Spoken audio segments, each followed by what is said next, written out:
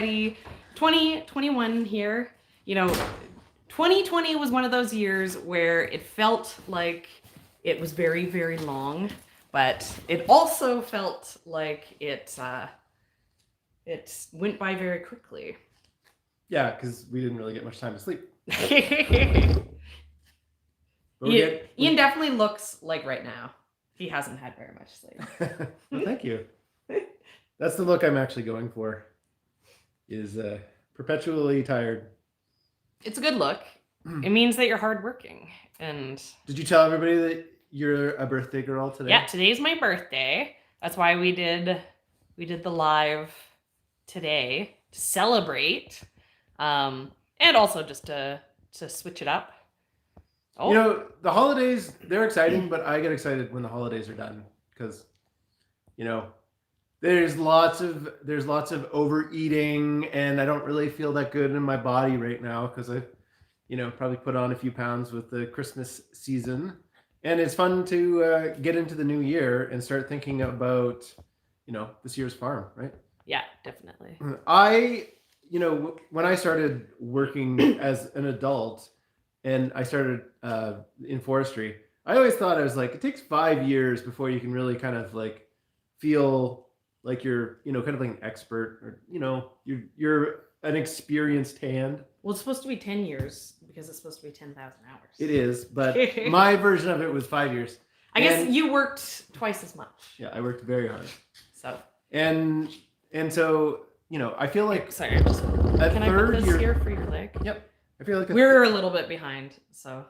This was a hectic get started at the correct time. I feel like a third-year farmer is far more experienced than a second-year farmer, and definitely won't make any of the same mistakes again. Haha. Keep working towards that 5 years where we're officially experts.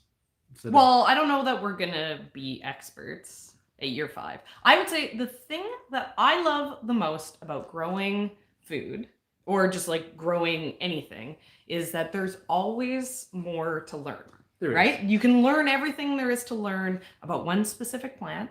We can learn everything there is to learn about how great Juliet tomatoes are.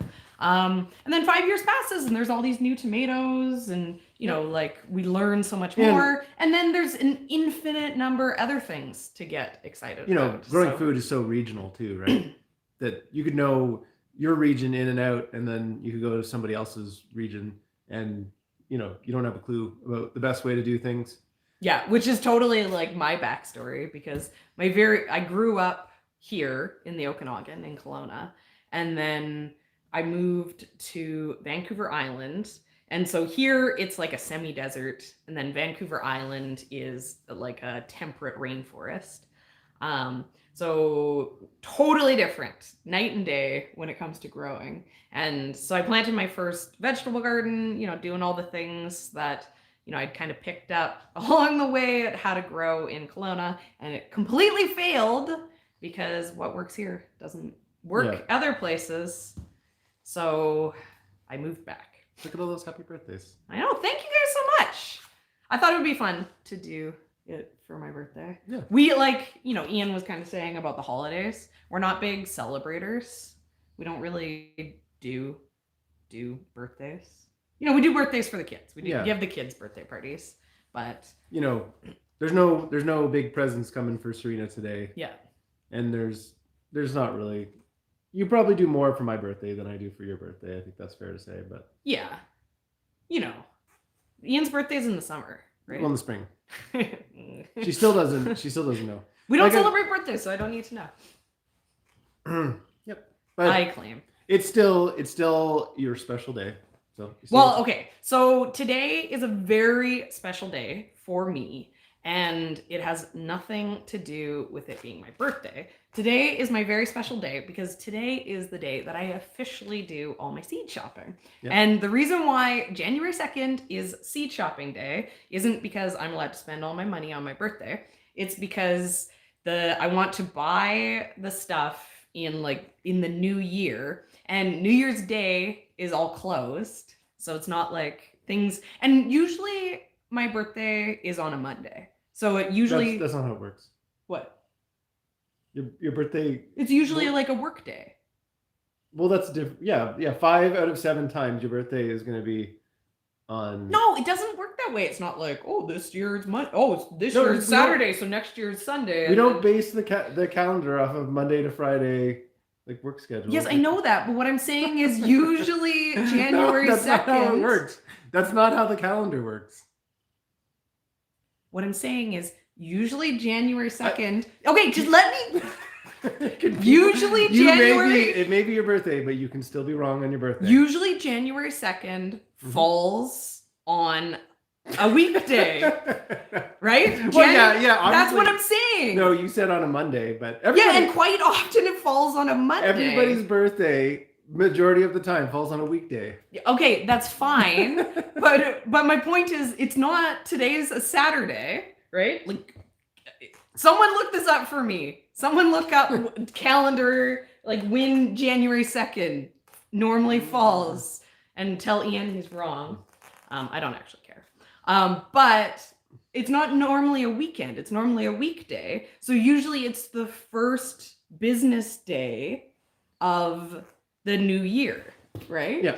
And so because January 1st is a holiday, it's not a business day, so I can't do my shopping on the holiday because businesses are closed. Yes. So January 2nd represents... You do have a point. My in point there is somewhere. that January 2nd is normally the first business day Yes. of the new year. And because it's the first business day of the new year, and I want to buy all the seeds as quickly as possible, I try to hold off over Christmas doing it so that I can buy it in the current calendar year. But I can only hold off until January 2nd. Yeah. So January 2nd is usually the day that I sit down and I buy all of my seeds. That's your little present to yourself. And so as much as it's fun that it's my birthday, it's infinitely more fun that it's seed shopping day.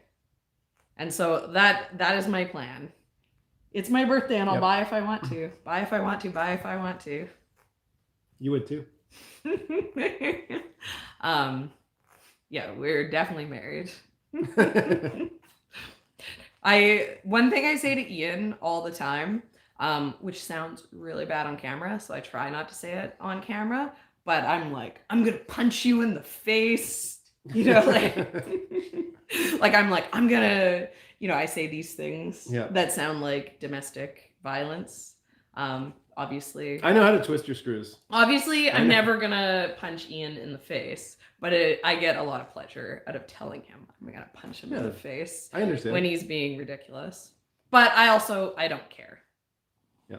There's not enough enough energy in because he texted you or phoned you recently. Okay, guys, I'm sorry. I hope that didn't completely drop the video. This was the thing I was slightly worried about. She's getting birthday calls. I'm getting birthday phone calls, and when I get phone calls, it drops the live. I think that's what happened last time when my live messed up. There's no chats popping up, so I don't know if we are connected. Okay, I see chat now. Can someone... I don't know. If you guys aren't making comments, I'm slightly concerned that we aren't reconnected. Ian, can you... I'm trying. Can you check on and see if it's working? Well, there's no chat, so I'm assuming that it's not working. What happened last time is it looked like it was working, but then I saw everyone just leaving. Okay. Well, keep talking. Well, I'm just gonna keep talking, but I'm like pretty confident it's not actually working. Click on that. Let's see. No. Till Ian's getting an ad trying to check. Yeah, because it really looks like it's not working because no one's saying anything. It's working. I don't know. Try the chat. Type something in the chat. Maybe the chat's just disconnected. People are telling us that they're here and that they can see us. Okay, so you guys are here and you can see us, but for some reason the chat is not working. Yeah, we actually have it on Do Not Disturb, but it doesn't. My phone despite being on Do Not Disturb, it gets all of my phone calls. It does all of my alarms. Okay, I think Yeah, I think it's back. I have. We're back. Okay, We sorry. never went anywhere, but we're back. Sorry, guys. But did you text him? Yep. Okay. Yeah. I don't know. Maybe my phone's broken. It drives me crazy. Did he? It isn't good. Oh, was it Kelly sending him? It's like an email being like, Yeah. "You're live." Thanks, Kelly. I think that maybe when it does that, it just drops the chat on my end, and so I just manually turn the chat back on. Phones. I laugh all the time about the fact that we do YouTube videos because I'm like a grandma when it comes to technology. Like I'm like, Ian, come reboot the computer. I don't understand what it's doing for me. And he's always like, you should know these things. Just figure it out for yourself. But computers are like really, really difficult for me. Computers are difficult for lots of people. I'm not great with computers either, but I'm more proficient than you. Ian's, but and I also think that it's a little bit, it's like one of those like marriage things where you're like, I can just make Ian be the computer person, and then I don't have to worry about learning it because I can just rely on him to do it for me. But yeah.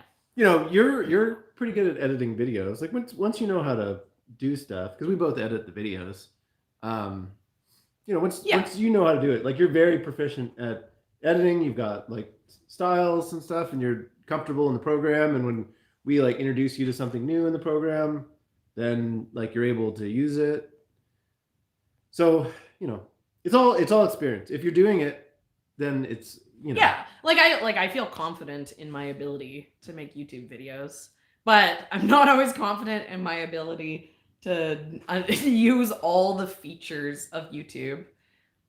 Somebody's saying editing is fun. Editing is fun. No, I hate editing. Editing is also very tedious. I do not like editing. There's been some videos this year that were just like, 3 hours of footage. Ian definitely likes editing a lot more than me. Ian will like sit down and like put in the work to like, he'll be like, oh, it's an extra hour to make this like visual joke, and I'm gonna like do it, and he enjoys it. Yeah. And I'm like, the whole time. like me watching him do it is like, kills me even seeing someone else do it. It's so boring. But the thing I like doing, which the thumbnail for this live video is the perfect example. I really like making ridiculous thumbnails. Yeah. I try to restrain myself for the videos, but I'm like, it's a free for all on live videos. So I love just like putting all these like ridiculous stickers and like, making things look. Yeah. Yeah. I think your thumbnails have come a long way. Yeah. I feel like our thumbnails have come a long way for 2 reasons. Reason number 1, we have like the best backdrop ever because the farm is looking really good. And reason number 2 is we bought this camera, we bought the cell phone specifically for what good pictures it takes. Yeah. Somebody really liked the Halloween video. That was one of my favorites of the year too. Well, tell them about the video you're working on. Right now, I'm working on a video that's like our top 20 funniest favorite moments. Is that what it's turning into? There's 20 moments? There's 20 moments. That seems a little long. It's pretty long. Well, like some of them are okay, just tell what the video is. So basically, it's just taking little snippets like of all the jokes that we made in our videos this summer and kind of like the top 20 of them. And then it'll be us kind of giving a little introduction to some of them if they need a backstory, just to kind of like set it up, but just kind of quickly. And it'll be like, a lot of the funny stuff. And the Halloween video so far is the best represented video. Yeah. Because the Halloween one's so funny. Yeah, like Serena's intro to it. Because I made the entire video, basically everything after that intro. And I showed Serena and it's like, it's good. Yeah, it's good. Like he didn't have an intro to the video. And I was like, you need an intro. And so then I was like, probably in the bathroom or something. And I'm like, oh, I got an intro. Yeah, she's like, get a camera. Because I was trying to channel Rocky Horror Picture Show. Yeah. I think we were talking about it. I think it came out kind of like, it reminded me of the start of like The Princess Bride, like the narrator in The Princess Bride. But, you know, like not necessarily in tone, just like in the way it looked. You like the way you looked. You were like, yeah, a bad comb over is the look. Yeah, I don't know. And then so because we like to make the jokes, because so the backstory to like why we're gonna make this video is, without having the comments, we're always like, does anyone get the jokes? Like we're like, do people know that we made a joke in this video? Because obviously a lot of our humor is very much like dad humor, where it's like, is it actually funny or it's not funny? yeah. Were they just trying to make a joke there? Did they make a joke there? Because it really wasn't funny, but they're laughing like it should be. So we're like, we need to make a video of all the jokes, just because we are the type of people who laugh at our own jokes too much. Yeah, a lot of it is like when I'm editing. Sometimes I'll have I'll just be like walking around the farm and I'll be like, and then I'll like make it happen in editing, and I'll like hide it all from Serena so that she like doesn't see it. Some of his, I'm like, I get so grumpy at some of them because they're so bad. They're like so only bad. about half of them. Some of them are make it funny. into the videos. Some of them are funny, but some of them are like why? You know, it'll be like, oh, here's this heartfelt moment, and then he'll be like, and then I wrote a joke in words over top, and I'm like, don't write a novel when we're talking. And he's like, and I'm like, yeah, I get it. You've listened to this like 8,000 times. Like, you're bored of it now, but other people can't read and listen to like us talking at the same time. She's a very critical audience, but I do get some Drives Snickers. me crazy. I get some Snickers. I like go and I delete it all before we. Yeah, we yesterday I watched, because I was watching some of that I really like YouTube videos. That's why we started making YouTube videos.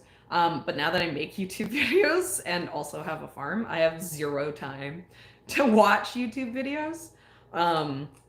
And so, you know, it's not very often that we're in a place where we can like set something up. But I was watching eggs, and I was watching all the Sunflower Steve videos, and yeah, like I was like, Ian, oh my god, these stories, he's such a good storyteller. He's super enjoyable. I was watching some of them this morning, because the only time I watch YouTube videos is when I am cleaning. You watch them in the morning. I watch them when I'm cleaning kitchen or like making breakfast. I'll put some on my cell phone and put it on the window, and more listen to them than watch them.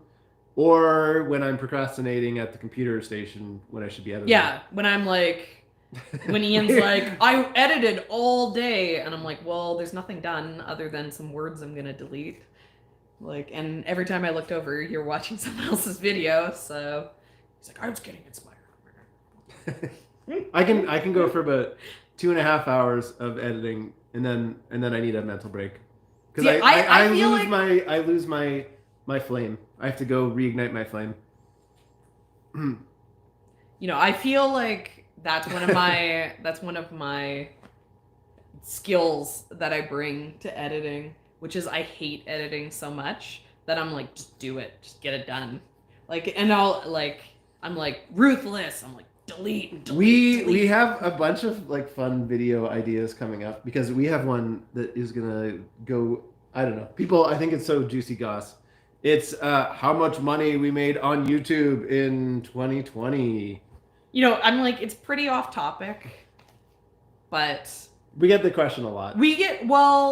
So we made, like, I felt it was especially important to make the how much money we made farming video. Yeah. Because you guys always send us messages being like, there's lots I'm gonna start a farm. And there's lots of new farmers that watch our videos, and I think that the most important thing you can know is that you're not gonna make any money. Yeah, so that you can prepare for that for the first couple years until, you know, you don't want to be like going into farming and being like, well, in the first year I'm going to make $60,000, and then in year 2, I'm going to make $80,000. Yeah, or I like my concern is I see all these people who are like, oh, I have this career where I make like I don't make that much money. I only like make $50,000 after taxes, which it pays for the bills, but like it's really not satisfying. So I'm gonna like start a farm, and I'm like, no, you have a really good paying job, and you're gonna work so hard.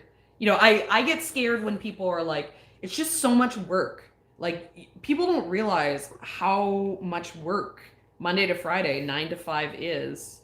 Like, it's just, I have no energy left to have a garden on the weekends after I put in those 40 hours at my office job. So I'm going to start a farm. And I'm like, oh. Because it's Because it's Monday to Sunday. Yeah, like, all right, my favorite joke about farmers is, farmers are just people who are really bad at math. Instead of working 9 to 5, they work 5 to 9. That's one of my favorite farmer jokes. That's a pretty good one. Yeah. But super satisfying. The point is, it's just like we feel like it's good for people to have numbers to fill their equations for what they are expecting to make. Yeah. And so the flip side to people telling us that they're starting a farm all the time is people also contact us and they're like, oh, I want to start a YouTube channel. And so, Yeah. And as challenging as the numbers are in farming, the numbers on YouTube are even more challenging. Yeah. For a lot of people. The vast majority of channels. Oh, one of the problems. I'm going to go grab Cat. Oh, no, Ian, because he was attacking Catty. I have, oh, here, let's. I have a big old fat cat. But I came down here earlier and Bo, who's like our sweet boy, he was like attacking Fatty, and Fatty was all like, ooh. So I don't want to bring Fatty over here. What was I saying? We were talking about YouTube. I know we were talking about YouTube. But anyways, the video is going to be, it's going to break down, like our... Oh, no. Sorry. I was trying to reference one of the comments. So someone was asking about connecting with us. And I like trying to make this pitch in the live videos because it's our opportunity to. So YouTube has disabled comments on our channel. Thank you so much. Yeah. Yeah, totally. Definitely. Yeah. YouTube disabled our comments. We haven't disabled our comments. We love hearing from you guys. We used to have our kids in our videos more, and then they disabled because we're a kids channel. Yeah, maybe something about our kids messed up some back. But they also don't tell you. But we don't know, and we've tried to fix it for years, and it's not happening. So there's no comments. But we have I'm on Instagram. And we both try to keep an eye on the Facebook. Instagram is an easier. Yeah, Facebook is Facebook is. Sometimes we lose messages garbage. on Facebook. Facebook is a garbage program, so it does it's really bad. Somebody's saying YouTube settings for comments. We turn them on. And then it's in the back end of YouTube. There's nothing we can do. They disable. There's no one we can contact. We've literally talked to YouTube. And we've tried to do it every few months. It's not happening. But yeah. So in the description of every single one of our videos, including this video, is all of our links. I see Kelly putting up the website. The website is worse than Facebook because it's me not knowing how to make. It used to redirect into the spam folder of my email, which we don't even use. Yeah. I use Ian's email because. So I go in there every now and then and I try and find them, but yeah, the website. Basically, the website is a placeholder so that we own the name. The name. No, don't worry, Kelly. It's our fault. It's definitely our fault. It's one of those things that is on the list, but I really don't want to do it. It's hard to keep track of all this stuff. Yeah. We have a lot of stuff. We also have our email in there too, right? So if you're not the type of person who does Facebook or Instagram, but you need to contact us, our email's also in the description of every video, including it should probably be like if you do the drop down. And we try to get back to people when they have questions. If they have comments and stuff. Because we both do everything, our workflow is that if we open it, we have to respond to it. But we're not great at that. So if it gets opened by one of us, the other person won't necessarily look to see if it's been responded to. And we always get interrupted by the kids and stuff. So it'll be like, oh, we opened this email and we started to read it. And then you have a kid jumping on your and head. then something happens. Hey, I just poured a glass of milk down the vents or something like that. The cats are in the ductwork. It's like, oh, okay. Yeah. And then it gets Sam's in the crawl space. Yeah. So that is all of our contact. If we don't get back to you, it's not that we don't want to get back to you. So feel free to try again, life. And as the channel's been growing, there's been more contact. And there's also, we get a lot of spam. We get a lot of, because our grow light video is doing really well this year, and there's 100,000 companies who sell grow lights on the internet. So every time we go into our email, it's grow lights, sell our grow lights. Can you make 4 videos and also do a year-long promotional series on your Instagram about this grow light? And we'll send you one. In exchange, we will send you money, and then you can buy it off of Amazon, which is you're not allowed to do that. Yeah. But on the subject of grow lights, one company reached out to us, and I am working with them on a big informative grow light video where I was they're like, hey, do you want to try out our grow lights? And I was like, how about you let me do an interview with one of your employees who really knows a lot about lights. Oh, and we got a snuggly boy. And I can go through all these questions, and we can have so cute, Fatty. A very factual, proper explanation of grow lights and all the technology behind them and the science behind what plants need. And so I'm really excited because I've been working on that video a bunch, and it's probably going to come out kind of mid-January is my goal. Yeah, and I'm excited because then I don't need to know anything about grow lights, and Ian can answer everyone's grow light videos.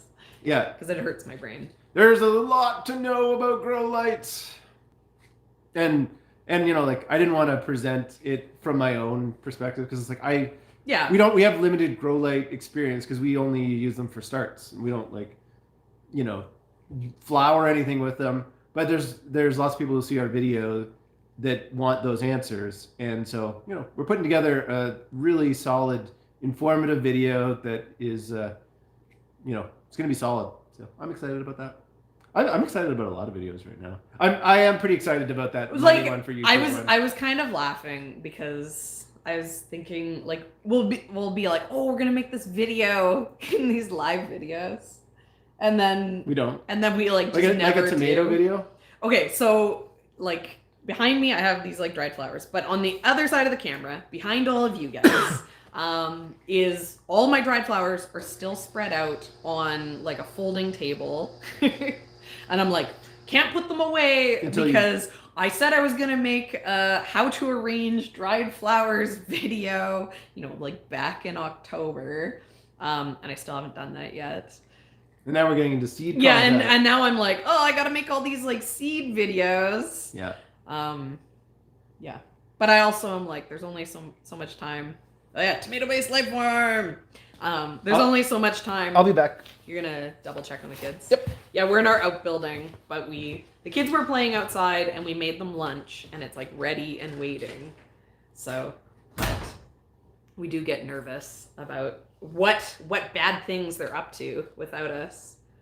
Yeah, it's the struggle with the YouTube is we have a lot of ideas. There's lots of things that we want to share with you guys, especially because you'll be oh, this is a question that I have, and we'll be oh, we didn't even realize this is the type of information that people want to know. Because our goal is to make videos that you guys want to see. We want to make videos that have information that you guys find value.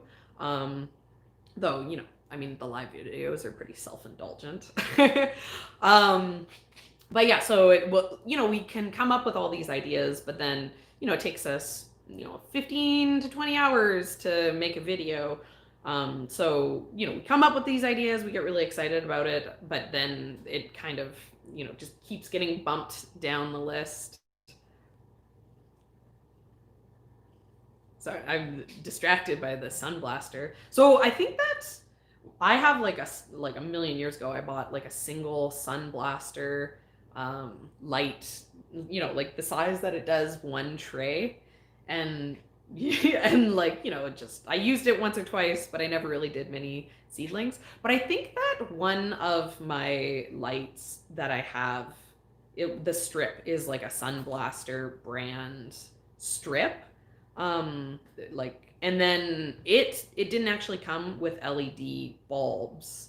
We then bought an LED bulb separately to put into the Sunblaster, because you can buy LED tube lighting that goes into what would have been a fixture for the fluorescent. So if you do have your old Sunblaster stuff, that's always an option, that you can update it with an LED bulb. Yeah, because I think that we bought a bunch of ours because they were blowing them out, because everyone wants the LEDs now at our local indoor growing shop. Oh, sorry guys, it was another video. It was another phone call. I was thinking like, oh, 1 o'clock. 1 o'clock. Did you get another phone call? Yeah, from Ev. Oh yeah. Maybe text her, tell her we'll phone her back. Hey everybody. Yeah. I don't know. Okay, so let's get back to seed shopping, because that's what I care about. And that's kind of like the reality too of where I'm at. We talked about the business series. We want to get the business series done. But I really want to get all my seed shopping videos done, because those are kind of like, ideally I want to get them done in January for you guys. Because that would be, we're pretty late here, like zone 5. Yeah. I could order seeds in March and have them show up for May. And then shipping is so slow this year. So yeah, ideally I have a handful of like my favorite seeds. We want to do a video that's all of our flowers, everything that we grew in the flower farm. Just because these are questions that you guys ask us all the time. And then we can give you answers when you ask us questions. Let everyone type stuff out. We just do link. they'll be like, oh, what varieties of zinnias did you grow? And we'd be like, ugh.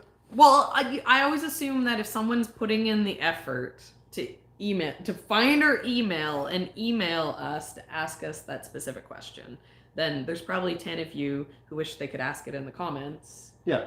And and then there's 100 of you who would be excited to see the video.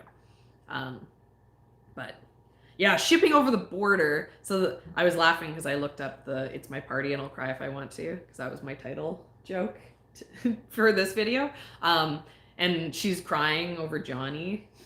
Yeah. And I'm like, oh, Johnny's, because I'm crying over Johnny's because she's waiting for Johnny seeds. End of November, I ordered. So Ian thinks that we should be a content farm. He thinks we should grow all these unprofitable things that I say that we're not going to grow on the farm, and he suckered me in. I know. I bought so many things.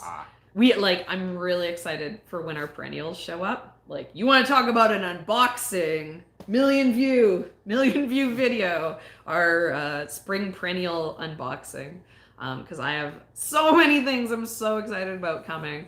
And a lot of them are Ian being like, just buy it. He's like, Ian's a horrible influence. I'm like, horrible person. Ian, can you restrain me from buying this? And he's like, why? You should buy 2 of them. It's a great deal. And I'm like, that isn't what I wanted to hear you say. I'm like, ranunculus, we'll just make videos on ranunculus. Yeah. So, he was like, yeah, while you're at it, also buy all these seeds that you said you're never going to grow.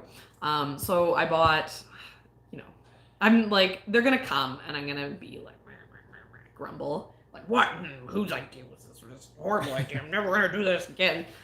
You'll have like me complaining in live videos about it. But I have eucalyptus and I have lysianthus coming, and I bought it specifically from Johnny's because I need it. I need to like start it now. And I knew that ordering from William Dam wouldn't show up in time.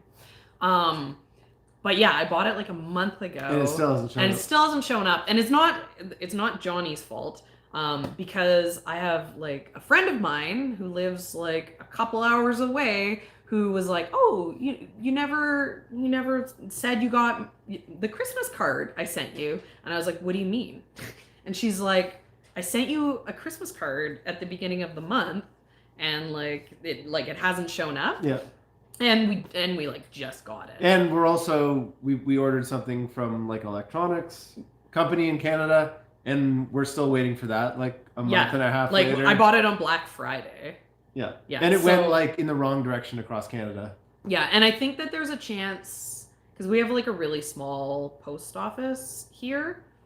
We used to get mail quite quickly at our old place, but I think that it was just crazy at our local post office, and so that's like delaying things even more. So it's coming. It's coming. Yeah. It might be there. It might be there right now. Yeah. That as soon as the live video is over. Part of the hustle for like us being late for this live video was yeah, we lost our mailbox key. so we were looking around for it. Yeah. I'm like, the Lysianthus flowers are incredible. You know, I see all these pictures and I'm like, swoon. They're so beautiful. But they apparently they take like 2 months to germinate and then they grow like so slow. And then like you pick them in the fall. I don't know. They sound like a pain in the butt. I suspect I'm gonna hate them. Oh, and the seed is also insanely expensive.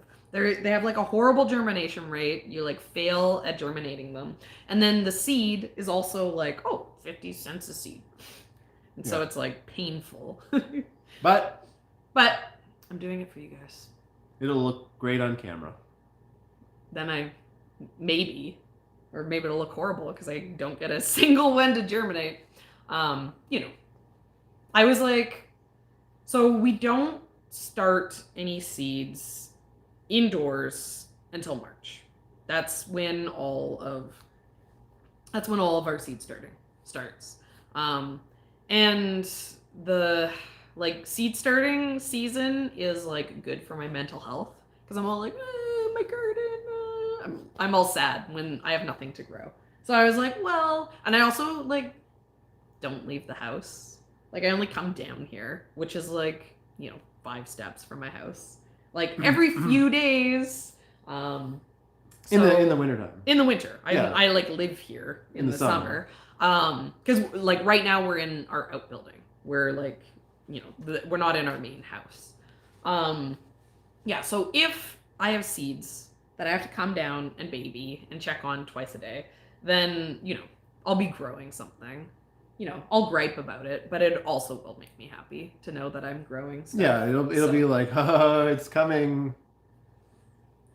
Yeah. Floret seeds, they have some really amazing stuff. But I don't know if you guys know this about me, but I'm very cheap. As you should know from hearing me talk about, this is my problem. I'm so cheap. But then I have Ian, who's a really bad influence. So then it leads to me doing all these bulk buy things, right? So I'll be like, if I buy 100 peonies at once? Oh, Ian, did you know if I buy peonies by the thousands shipped directly from Holland, that they only cost $1? And then I know the shipping is expensive, but it only actually is $1,000 to ship them from Holland, and that brings it up to $2. And peonies actually cost $20 if I buy them from the nursery. So that is an incredible, it's a 90% savings, and I could pot up some of them and sell them for $20 and then just pay for that 1,000 peonies that I bought. And he's like, yeah, sure, buy 2,000. I'm we're building up a farm. If you want to buy perennials to invest in the future, where it's ooh, and then we'll have these plants that we can pick off of for years and years and have early bouquets and stuff. I'm like, that sounds appealing. Yeah, to me. Fatty's in my lap. He's like sitting in my lap, all snuggled up. The other day, Serena was reading Liz Zorab's book. Yeah, my good friend over in UK, Liz Zorab, has a book that's coming out. I need to find when it's coming out. Yeah. Because you guys should all buy it. It's really good. It's grounded. And so she spent 2 days kind of just like reading it on her phone.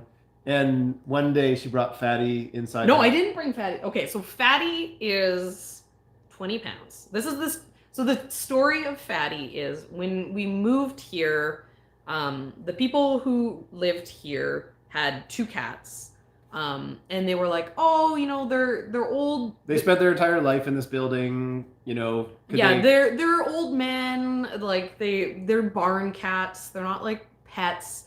They don't need people. They would be a shame to move them from the property because like the property is their home, more than like, a person is their home. They just laid in bed together.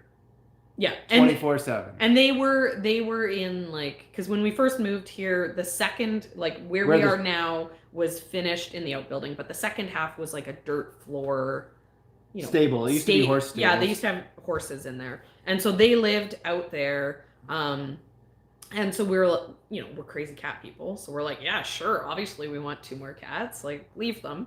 And then the day we moved in, like they're up at that. They're up at the house, like, let us in. Yeah. The unfortunate thing about Fatty is he's actually really aggressive with like all of the cats that stay in our house, and we haven't been able to get them. Yeah, Fatty is like super aggressive, and he'll pee on things. He's like very territorial. So he has to live down here. Yeah, so he lives here by himself because Garfield's brother got. Yeah, and his brother died, which makes sense. Like Fatty's like 14. And he's 20 pounds. And he's 20 pounds. And he's got and he has a bum leg. So we started giving him like a cat Tylenol or whatever because we took him to the vet. Yeah, a vet told us like, they're like, he's got a bum knee, and so maybe if you gave him some of this, he'd be more spry. So we started giving it to them. Lose weight. And then he just started being more aggressive with all the other cats. He'd like sneak into our house and then start attacking all of our other cats. And we the year that we moved here, we had $4,000 in vet bills. Okay, but also you make it sound like we were like, gotta put that cat back in pain. The reason why we stopped giving him it's because he was so aggressive. No, the reason why we stopped giving him the painkillers, we were back at the vet a month later after like one of our other cats had gotten attacked by Fatty, and we were like, oh yeah, this is like what the last vet that we saw said to do for him. And she's like, it's not like it's not like take an aspirin, it's good for your heart. She's like, you can't keep giving him this painkiller. She's like, I don't know who told you to do that. She's like, you can't do that. So we were like, okay, well, fair enough. Yeah, so Fatty. But I've been worried about Fatty because Fatty normally he comes up for snuggles, right? He like comes up to the house and he wants to get snuggles, and he hadn't been coming much. So I was like, because he's like 14 and like morbidly obese for his entire life. And who knows what kind of care he's had prior to us getting him, considering he was a barn cat. Yeah. So, he hadn't been moving much. But then he showed up at the door through like super deep snow, like, give me the snuggles. So Serena spent a day, like 5 hours on the couch. Yeah. With him just like snuggled in. He'll just stay like that. Yeah, because he's a total lap cat. We've always said if we find someone who doesn't have a cat, who like an old lady who lives at home who like wants a cat to like sit on her lap while she watches TV all the time, then he'd be the perfect cat. But he's so aggressive with other cats. So you can't be in another cat household. And then he has so many health problems that most people wouldn't. no one wants to get a 14-year-old morbidly obese cat. That is potentially going to need all these expensive vet bills. So he lives here he has his own house. Yeah, he's living better than lots of people. Looks. This is like It's like 1,000 square foot apartment that he has like to himself. And our other cats come down and are in here too. So he's not just on his own, even though him and Bo have started fighting. But back to seed shopping. What are you putting together for an order today? What I have Are you doing planned? I mean, I usually do everything. So, sorry guys, I'm just looking at something. Yeah. Because what have you bought already? Okay, so last night my job was to come down here and go through all of my seeds. And what did you do last night? And do my seed audit, and I didn't do that. Instead, I washed eggs and watched Nicole's video series with Sunflower Steve. So I have to do that, right? Because it's my rule. You have to do your seed audit before you're allowed to buy your seeds. And I've already actually done bad things because I actually bought a bunch of flowers without doing my seed audit. And did you already have them? Probably. I don't even know. I haven't done my seed audit yet. Yeah, so... I'm going to go back and check. They're probably fine. It's only been... I know. Yeah. Ian gets worried. Our son is like, oh, you guys should like go outside and like go check on something, because he's bad when we leave. He'll like climb the cupboards and get all the treats. He'll be like, oh, don't worry, I know where all the Christmas chocolate is. Just go outside and I'll get some for me and my sister when you guys aren't looking. So we do need to keep an eye on those horrible children of ours eating all our chocolate. Yeah. Okay, so I have to do a seed audit before I can do my seed shopping. And I haven't done my seed audit yet. But I made a list of what the plan is for next year on the farm. Because this last year was very, 2020 was really difficult on the farm because all of the, during March is like a big planting time here on the farm. We basically put in, March and April, we put in stuff that eventually becomes our summer crops. And also, we're planting everything for spring. So I was very nervous because we didn't actually have any farmers markets that we were in.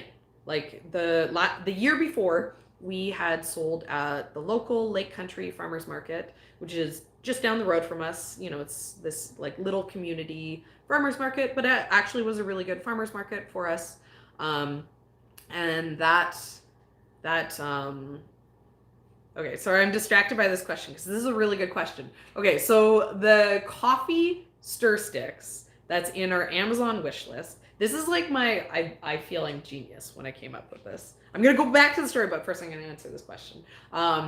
So people use popsicle sticks for labels. You write on them with ink and then you stick them in.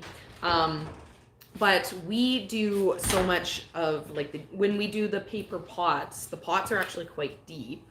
And a popsicle stick is only about this big. So if you stick it in, it doesn't go in very far, and then it can be kind of tippy.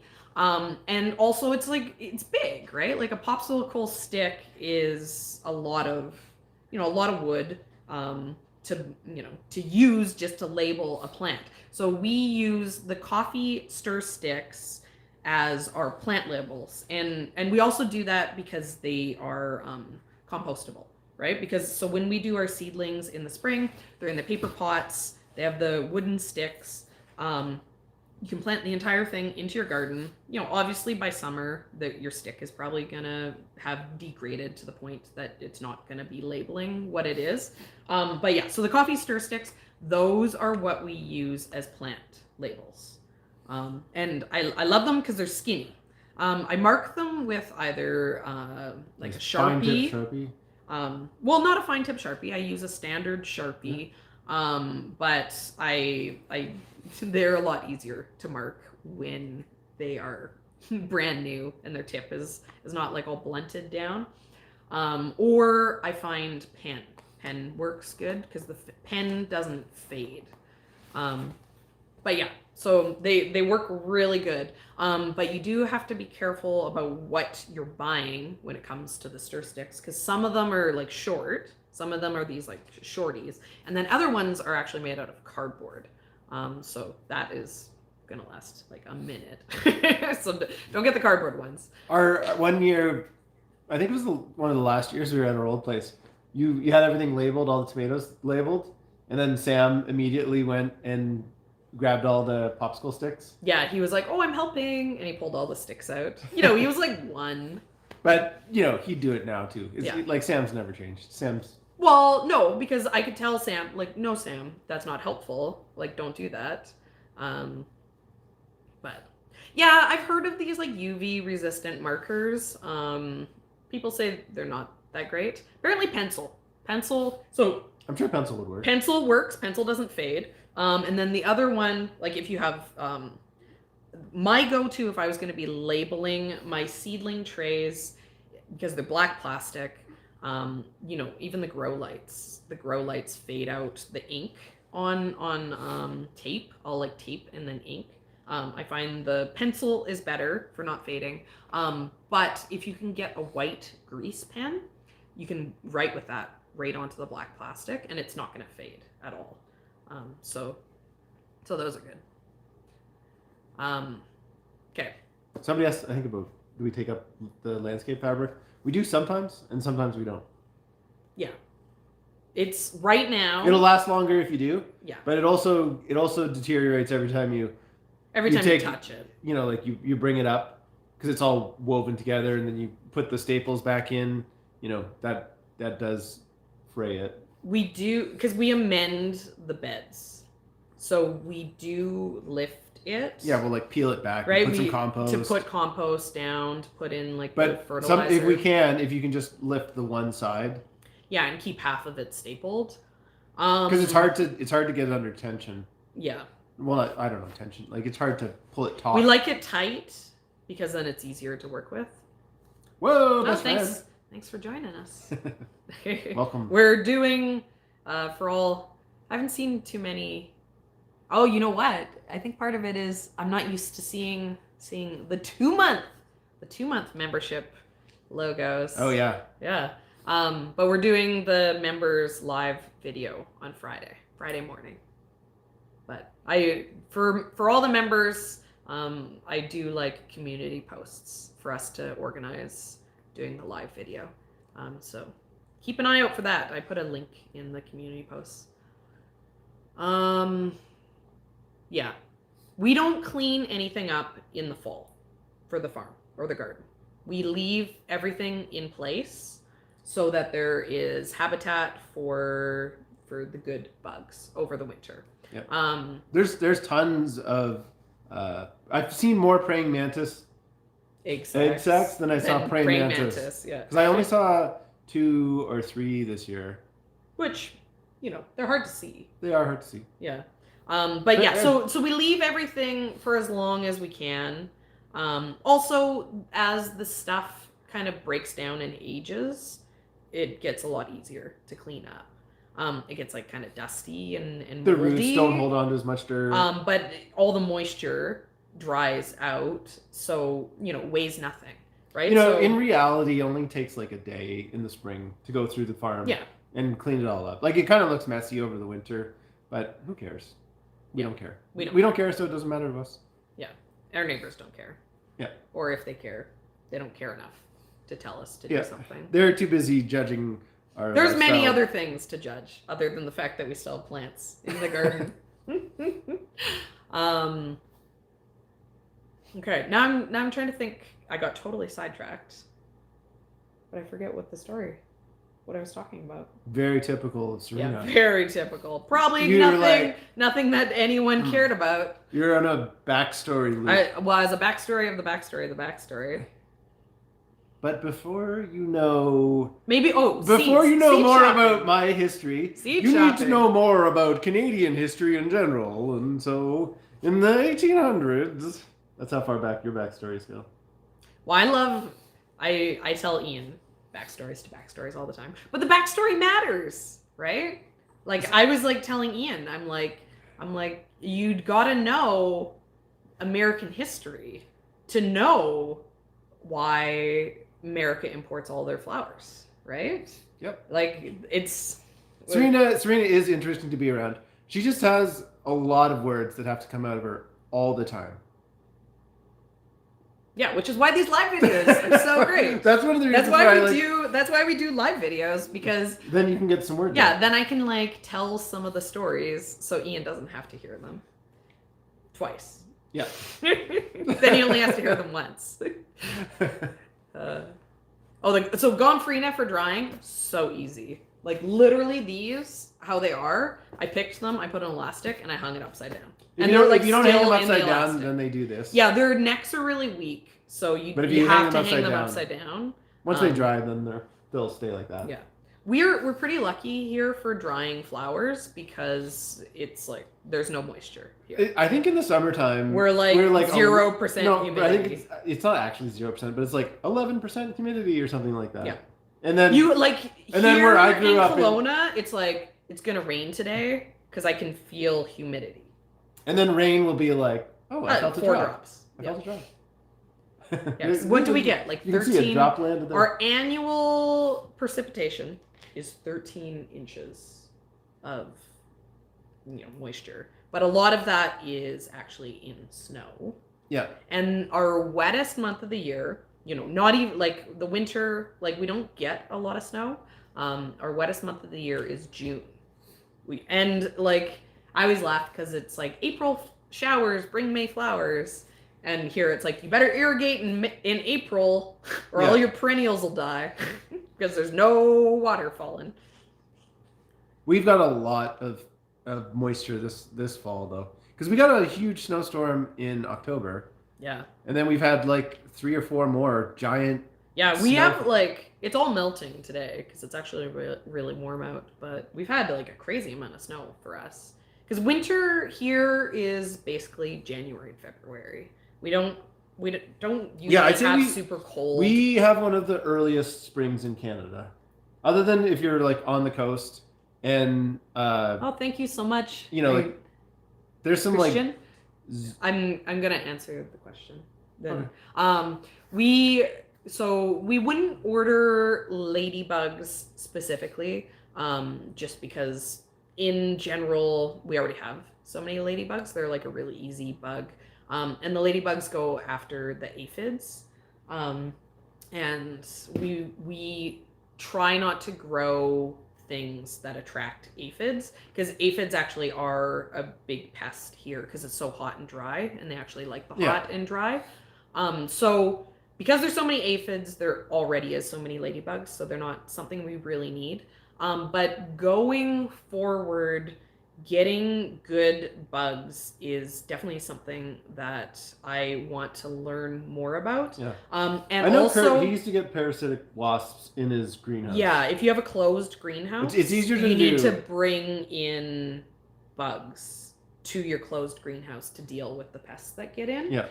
We don't close any of our greenhouses. Our greenhouses are completely open. So because of that, we can grow varieties that aren't greenhouse varieties. Like cucumbers, you have to buy these like crazy expensive cucumbers if you grow in a greenhouse. Oh, wow. Thanks. Oh, thank you so much.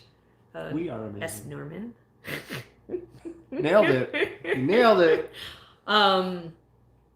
Yeah, so because our greenhouses are open, we get pollinators in them, and we also get pests, but we get predator pests too. Yeah, it's kind of like but normal. There's things that you can get. You can get like nematodes that attack the larval stage of specific bugs, and those are more things that happen on a farming scale. Like the ladybugs are a really common thing for a home gardener to do, whereas, getting the specific nematode that will attack, the specific larva of a specific pest that you're dealing with. That's the type of thing that makes more sense on a larger scale. But that is the type of pest. Like we don't want to use pesticides, right? Like we don't even want to use organic pesticides because we don't want to be spraying poison on our plants. And organic pesticides are still a pesticide. If it's kind of like poison, it doesn't matter if you extract your arsenic out of apple seeds, it doesn't make it any less arsenic than if you chemically recreate it in the lab. There are some things that are a little different, but But in general, we don't want to use pesticides. We'd rather use insect netting or work around it with different varieties, or just not growing something that's going to get attacked by if it's like it's too much work to try to control the bugs with that crop. Just don't grow it. There's other things we can grow. But going into the future, learning more about introducing specific things to attack specific things. Oh, it's Liz. We were talking about you earlier. Yeah, we were saying plugged your book. that how much I enjoyed reading your book, and the fat cat enjoyed it too because he sat on my lap the whole time. Yeah, he sat. He got like a 5-hour lap session. He had a 5-hour cuddle while Serena read Liz's book on my phone. Yeah, I don't know. We don't use beneficial insects yet, so we don't have a supplier. But we would probably buy them through wherever like our farm store recommends. Yeah. Our farm store, like the one downside of living in like orchard country, right? Because the Kelowna's famous for its orchard crops. Cherries. Does it used to be apples and apricots. Now everybody's pulling their. Everyone's putting cherries in because we ship around the world. World's best cherries type thing. But because of that, everyone is growing conventionally. They're all using pesticides. So our local farm store, their customers are very focused on the pesticides. We're just doing something different than what their clients are. So they don't always have what we're looking for. I bought seedling trays from them in my first year, and I was like, I will pay money to get good quality seedling trays. And they're like, oh, these ones are really good. They're like really strong plastic, and they're garbage. And I'm like, yeah, they're like better than like but they're still the ones that last a month. They lasted a year, but I would have paid the money to get the ones that last actually 10 years. will last. So now I'm a little bit more reluctant to always think that they're going to be the best resource for me. Some of our solutions have to be more searching things out online. Yeah. Rather than getting them locally. Yeah. I mean, there's tons of organic solutions. Another thing too is we're Canadian, so kind of like how you guys are like, Serena, you keep talking about this specific seed that's your favorite, like the Diva. William Dam doesn't ship to America. How do I get it? And it's like I go on the internet and I Google something, and it all the resources that pop up are American resources, and so they're not necessarily. First of all, we might not. I could look up. This specific predator insect that came up when I Googled it, and Canada's like, yeah, no, we don't allow that in our country. That's doesn't pass our standards. Yeah. Different countries, different rules, different standards, different growing practices, different things that work. And then, something that Bootstrap Farmer is the perfect example. I think they're a great resource for Americans. But it's not worth it for me to buy from them to then import it in. I'm better off to find a resource. Better off to see if I can find a company who buys the seedling, the trays that are Bootstrap Farmer isn't manufacturing those trays. It's a plastic industry company who's manufacturing them. They're just the distributor. So I'm better off to see if I can find someone in Canada who's distributing that product. We use, because we get asked this all the time, we use Dubois, agronovator. Yeah. How do you spell it? Dubois. D-U-B. I know, but just because we know how to spell French words doesn't mean. Well, I don't know if agrinovator is that is word. Definitely a French word. Is it, or is it just a word? No, because they're a French company. But they're like their prices are really good. They're their selection's a great really good. resource for market gardening products. In Canada. I've heard that their prices are pretty good in the U.S. too. Like, yeah. I didn't even know if they sell. I thought they did. Maybe I'm making stuff up. I don't know. But if you want to check out Dubois, I'm sure they'd appreciate it. Yeah, if you're Canadian, Dubois, and if you're American, maybe Dubois. Yeah. Dubois. Yeah. And we're probably also saying it wrong because Dubois. Because we do not. Yeah, thank you, Kelly. We had to take French in grade school. You didn't have to take French in grade school?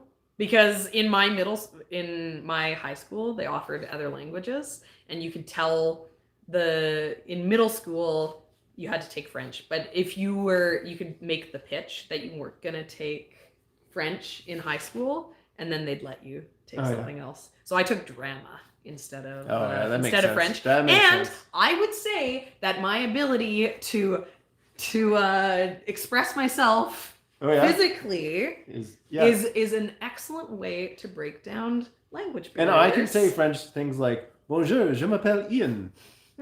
Comment t'appelles-tu? Yeah. That's about it.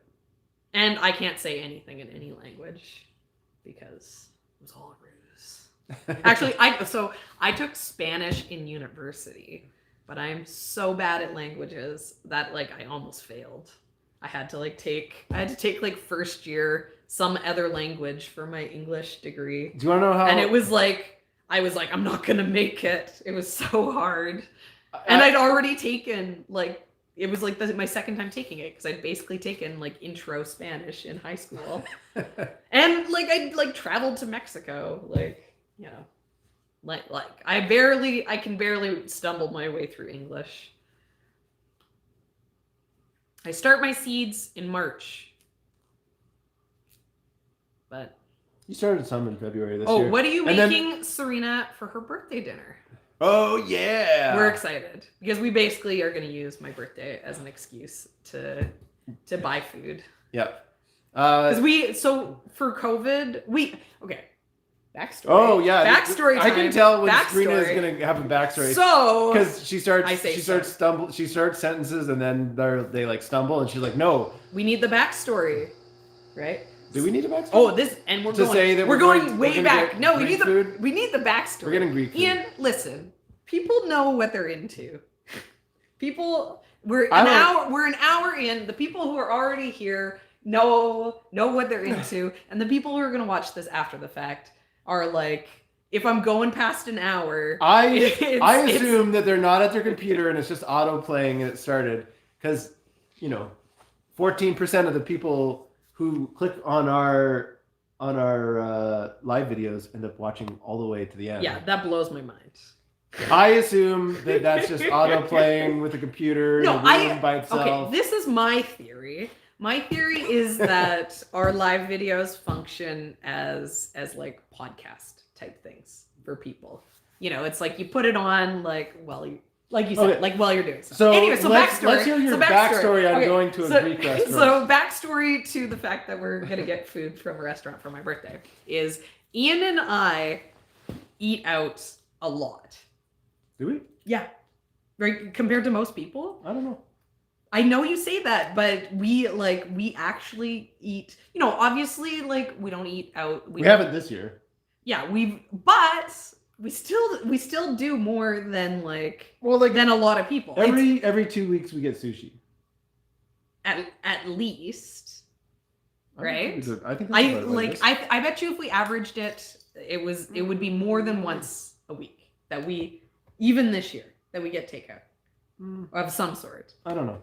Anyways, so we go out for food a lot, and we don't mind. Well, we used to when we lived downtown. Yeah. At our old place, we could walk downtown and we could have a drink and then we could walk home. Now we live in a place where there's not really a lot of restaurant options if you're not driving for 10 minutes. There's a lot of restaurants in our small community. We've like But tried a lot of them. But not a lot of them are like. Yeah, there's less selection, obviously, in the suburbs than there is in like the downtown, like tourist core. And we're not going to drive into town to go get food. But yeah, like, okay, so this. Is there any backstory? So the reason why I think people always think that because we grow all these veggies that we like eat super healthy. This is like another thing that I always laugh at. People think we're like super healthy eaters and like we always, are like, when there's lots of cook our own meals in the scratch. But it's like we don't have time to do it. But like the stuff that we eat is like ridiculous. Because my go-to recipe is I take a bunch of veggies, I like dump like glug glug glug glug glug glug glug amount of oil on it, and then lots of salt and lots of pepper, and then we bake it in the oven, and then we just have like a mountain. Like we'll sit down and eat like 5 pounds of walking onions as like a dinner, and we'll be like, oh yeah, this is like, we eat really, really weird things. And I think it's one of those things you don't realize how weird the stuff that you cook is until like other people see what you eat. And then they're like, what do you mean this is dinner? And you're like, what do you mean this isn't dinner? Yeah. Just be careful you don't choke on the walking onions. They get caught in your throat. Like, this is a great dinner. This is what we eat every night during walking onion season. And then we go out for food. But so Ian and I have like very few hobbies, right? Like gardening is our hobby. That's like what we spend our money on. So we don't mind going out for food because we don't spend money on anything else, right? So like we're frugal, except for when it comes to like going out for food, because that's basically like our entertainment. So we'll like go and like, go out and spend $100 like on like a fancy meal for the two of us for a date night. But we'd never go and do like, it's not like, oh, and then I got coffees, like fancy coffees, like we'd always drink our coffee at home. But we'll like go for a nice meal. So that is my backstory, that we eat out a bunch. But then this year, because of COVID, and we try to eat in restaurants because we try to not make as much waste and as much garbage. So one of our things that we decided to do when we decided to focus on that is that instead of getting like takeout sushi or takeout anything, we'll just go to the restaurant. It costs a little bit more money, so you have to tip more in the restaurant, but it's not producing the waste. So that's what we do normally. But then this year, because of COVID, we aren't going to restaurants at all. So we are eating a little bit less, restaurant food. But we're doing takeout. And then, so there's a Greek restaurant. So now finally to the answer, we've gotten through all the backstory. There's a Greek restaurant in our community that makes like really, it's like our, fancy meal in the local community. And they make really good Greek food. And Ian and I have been craving Greek food, so we're gonna use my birthday as an excuse to get great Greek food, take out Greek food tonight. I don't know. I think that YouTube, I didn't see any links pop up. I think that YouTube doesn't actually let links get dropped. I think that you, unless you're like a moderator, the links get deleted. But I don't know. Yeah, so for my birthday, we're gonna buy seeds, and then we're gonna go and get takeout food. Oh, my little fatty cat. He's like so snuggly.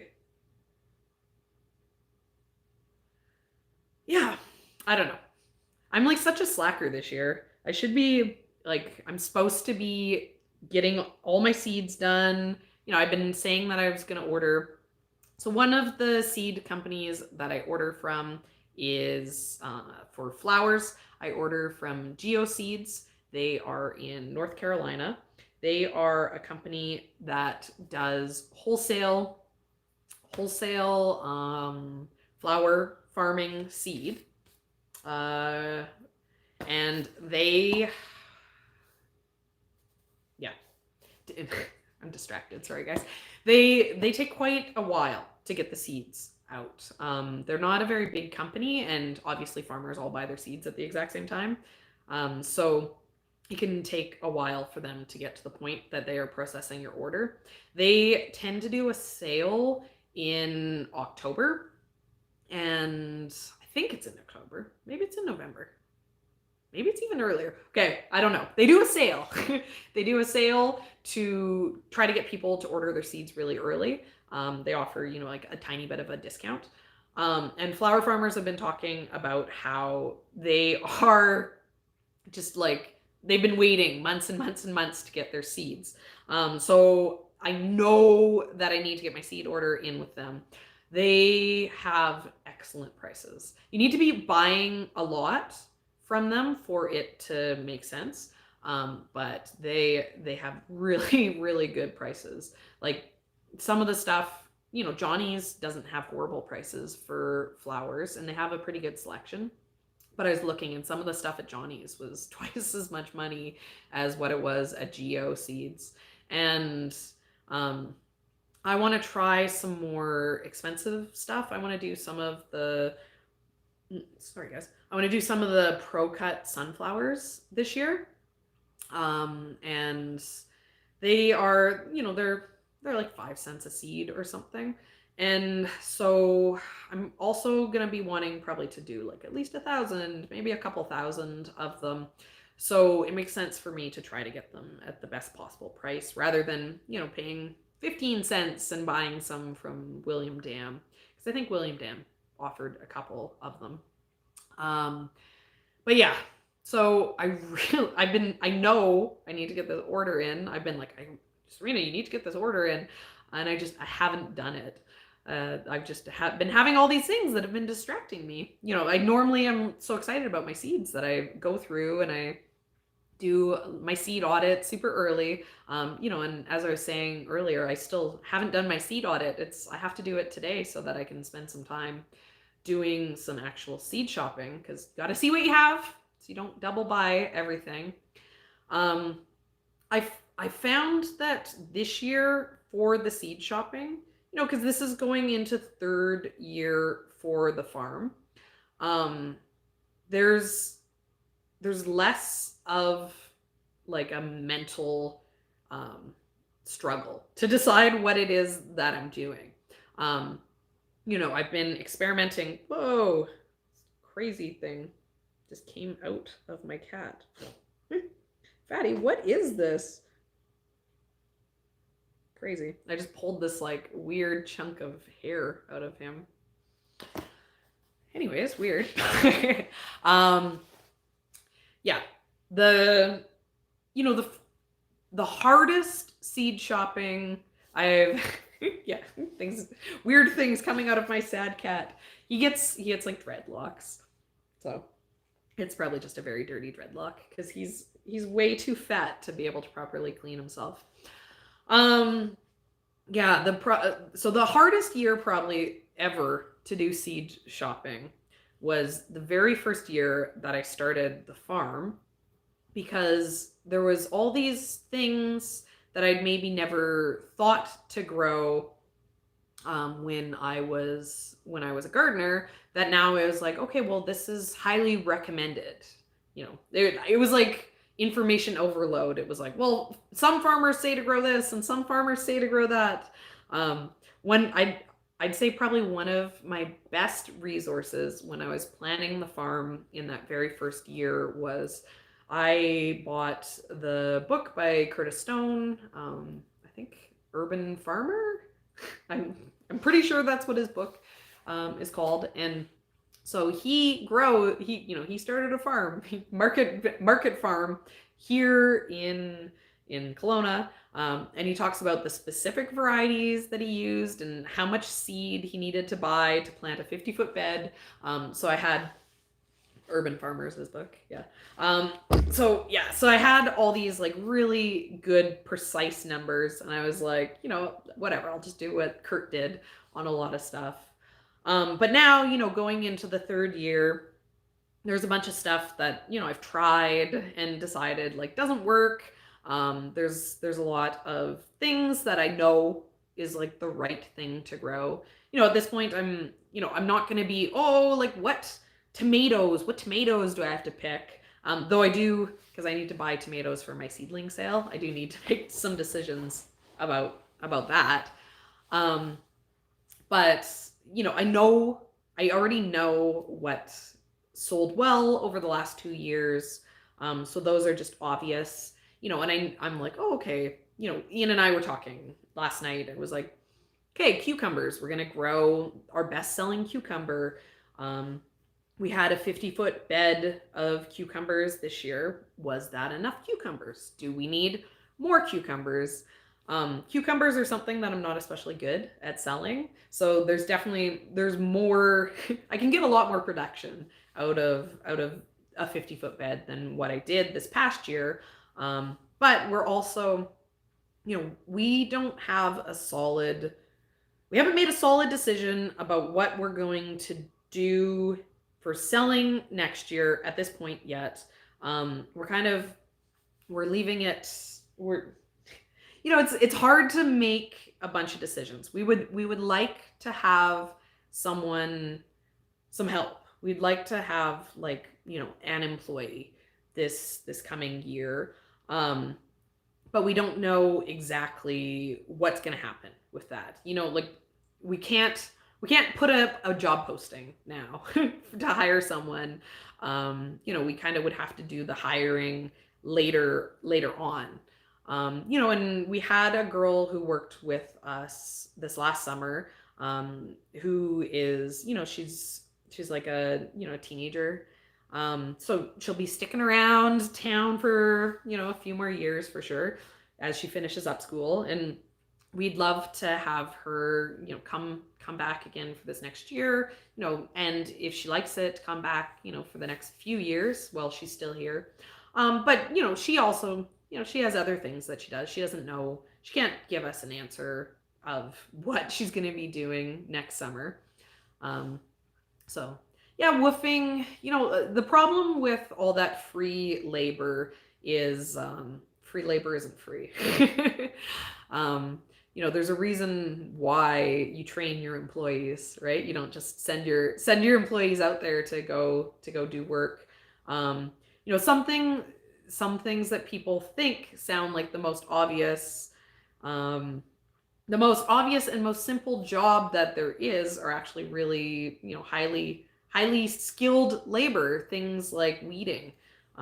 Weeding is one of those jobs that you think is simple, but you actually need to have a lot of knowledge to be able to weed, because you need to know what is a weed and what isn't a weed. So, it's one thing to go and weed an established perennial garden where, it's like, okay, don't dig the shrubs up. This grass needs to go. But definitely not as simple when it's in a farm and, it's all just tiny little green things. So, woofing would maybe be great, especially for, to have an extra hand, right? Like, if you're working alongside someone, maybe you could weed and they could pick up the weeds after you. There's a good example of untrained labor. But it's not as simple as just having someone here and then they do the work of an employee. So, we've talked about having people, but we don't know necessarily that we have the time to train people to only be here for like a week. They come and you train them for a week and then they're gone again. So it's maybe better to, if you want someone long-term, to have an employee. And then that definitely also is one of the advantages of potentially getting like a young teen, like someone who is going to be around in summers for the next few years, someone that we could train and then have them trained for the following summer if they wanted to come back. So, that's an idea that we've thrown out. Maybe we could find someone else. Like, if Claire doesn't, is too busy, there's other people that we could hire, but we wouldn't be hiring until it's into the season more. But yeah, we also, as we're going into our third year, we are more aware of how long things take and how much work there is to do for everything. Yeah, my kids will be my workers. Leah can go and plant a bed. I can be like, Leah, Leah's funny because she's good enough at so she's really good at transplanting, but she also she knows what she likes. She's done transplanting enough that she has preferences. So she doesn't like working with plugs. She doesn't like pulling seedlings out of the plug trays, and I don't blame her. My specific plug trays that I have right now are really sticky. It's really difficult to pull the plugs out. So and they're deep, right? So she finds it hard to dig deep enough to get them in. So she prefers to work with soil blocks. So if I have to think ahead. If I want Leah to help me with transplanting work, then I have to make sure that the transplants that I'm growing for Leah to transplant into the farm, they have to be in soil blocks because she's a snob. She's her mother's child. She's like, no, that's no good. It has to be a soil block. So usually in the spring, I do some lettuce in soil blocks, and Leah helps me out. Leah also this past year, we did a profit sharing scheme with her. We told her if she picked strawberries, we would bring them to the market, and if they sold, we would give her 50% of the sales on it. She had to pay. That's how it works when you sell something at commission. The people selling it for you also get a cut. So she'd regularly every week on Fridays before harvest day, she'd come out and she'd pick. They want to see the cat. They want to see Fatty. Oh, I know. Show him what a baby. He's. Oh, here, help me. He doesn't like this. He's like, no. He's like so on. Hot. He's on his. He flops open like a baby. He's like, oh. He's like the temperature. But he's a toddler. He weighs 20 pounds. Yeah. He's the temperature of the sun. He sits like a baby. He's all got his toes flailed up. Oh, rock-a-bye, Fatty. I was rewatching. He's like, put me back. Because I've been watching a lot of our videos from this year to put together this compilation of our funniest moments video. And I was like, oh, it's so cute. There's one where he's sleeping on the couch here, and then he's like, oh, just pawing at the air. He's like, give me snuggles. He's pretty adorable. Just purrs. Yeah. I was talking about not seeds. What were you watching? No, but you were talking. You were just talking about. I was talking about Leah. I was talking about the farm. I was talking about employees. Right, we would like to get an employee. Yeah, we'd like to get an employee this year. But I was also saying that even if we just got a bunch of babysitting. Yeah.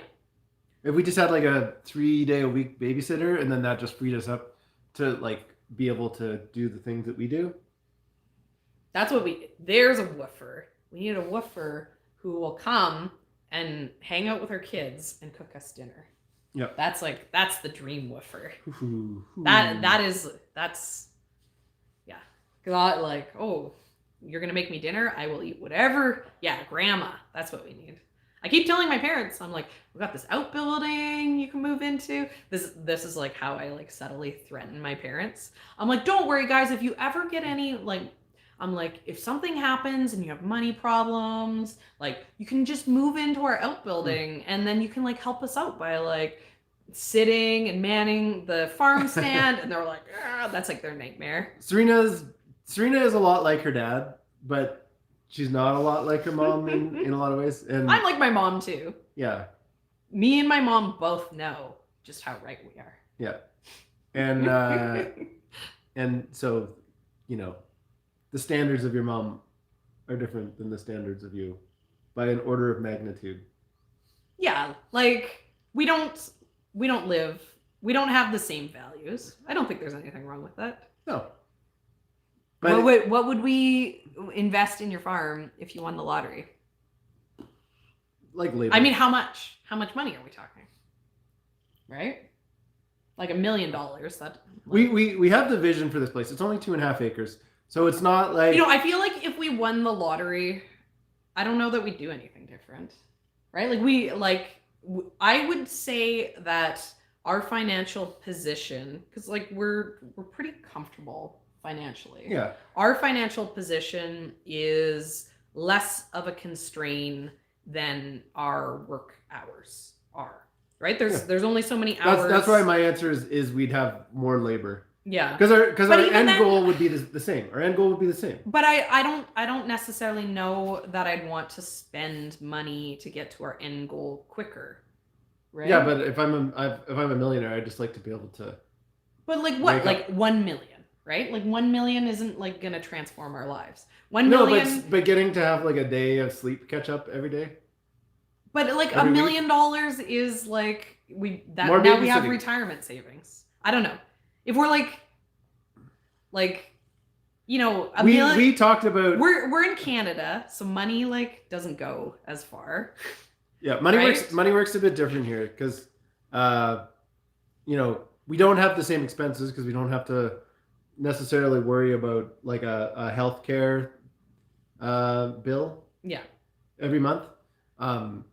So that frees us up to do like more entrepreneurial stuff because we don't have to worry about healthcare. But at the same time, we don't have the cheap labor in our society as well because we have like $15 minimum wages or something like that. So any time you need labor, it's expensive. And anybody who's in like the trades is making like pretty substantial amounts of money these days because you know, we've had all of this this like run up in our property values, and so people are doing like home equity loans. You know what I mean? People in Vancouver who owned a house were making like $100,000 a year just in their property values going up. There was a story like a year or two ago about how Vancouver's real estate market went up in value more than the cumulative wages of every employee in Vancouver earned in the year.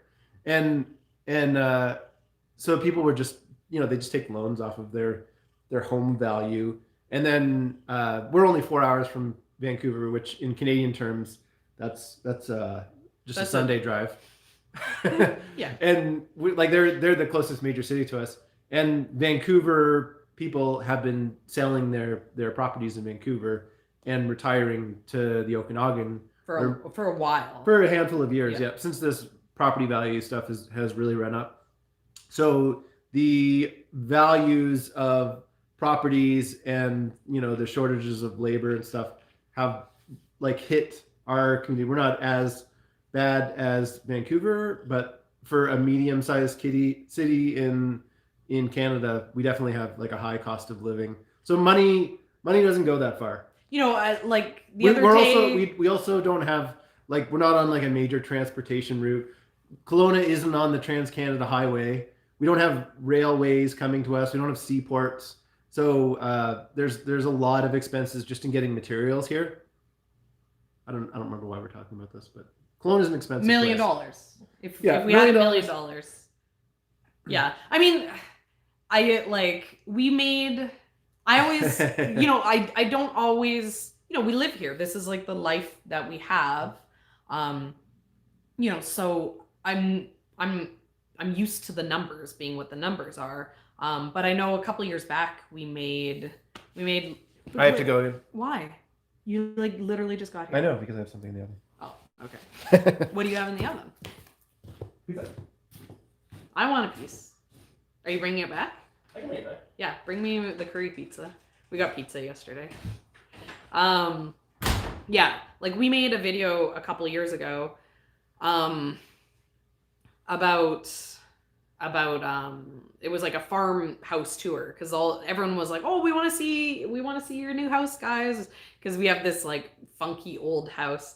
And apparently like farmhouse is like a like decor thing, and obviously the last person who should ever give decor advice is me, because I'm like, oh, decor advice, like bring lots of dirt inside so then it's more like outside and you'll feel more comfortable. So we had all these like people commenting. It was back when we had comments and people were like making all these comments because we said, like, you know, I was like, oh, this house is so weird, like all these weird things in this house, and people are like, you don't appreciate your house, like you don't even deserve to have this house, nah nah nah nah nah. And I realized that, you know, like all this farmhouse all these people who are loving this farmhouse decor, because you can see where people like come from sometimes. And so the videos that were like suggesting over to us were all these, you know, like 100-year-old Midwest houses. People buy them for like $50,000 and then try to fix them up. But our house, we bought our house, it was $775 is what we paid for our place. You know, 2.5 acres, like 120-year-old, like not updated house, you know, and our place was like a crazy deal. Like our place, no one wanted to buy our place because it was like not nice enough for most people.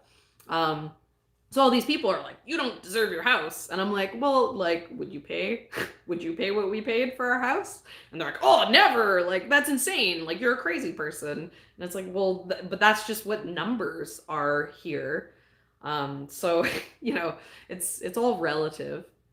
You know, another one too about the money is I was talking with some other farmers online, and someone was like, oh, well, the prices for produce are so good in BC.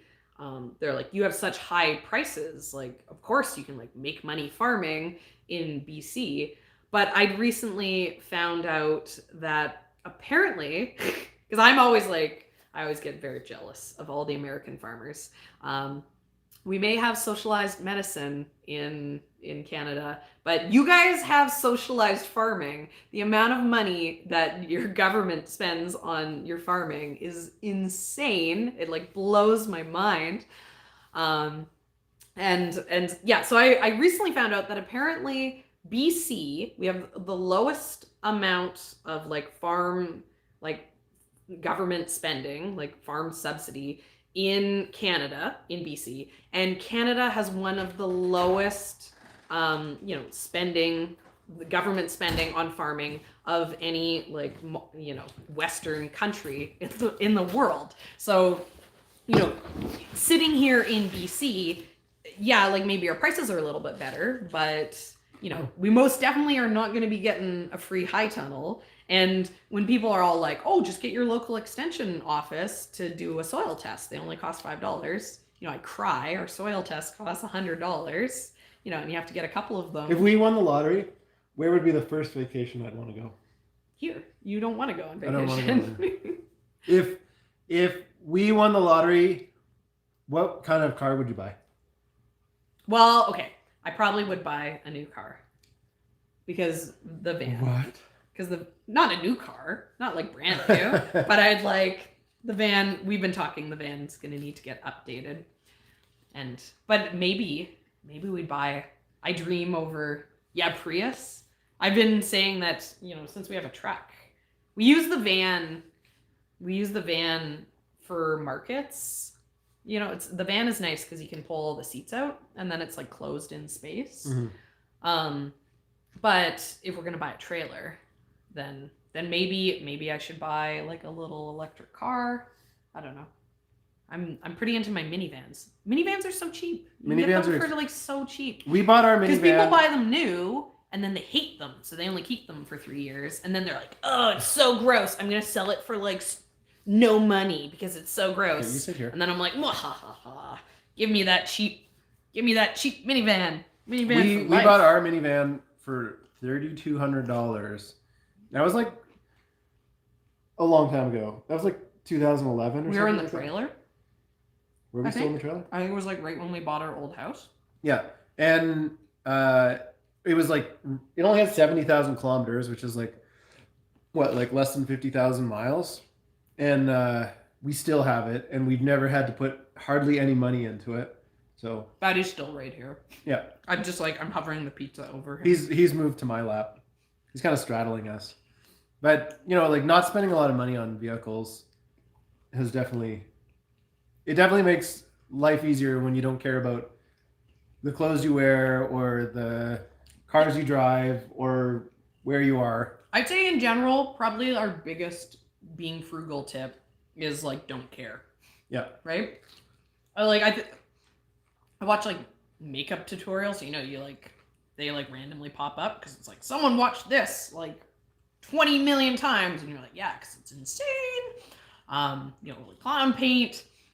I like watch these things of like women doing makeup and I'm like spending an hour on like making your face up. Like I'm like, do you know what? Like if I had like a free hour, like an extra hour, you'd sleep. Yeah. I mean, I wouldn't have an extra hour because I don't do any of that. I don't even brush my hair anymore. I don't leave the house. I made too many live videos with just hanging out with you guys. I don't even brush my hair for YouTube videos anymore. Yeah, we are a classy bunch. It's like I would say function over form.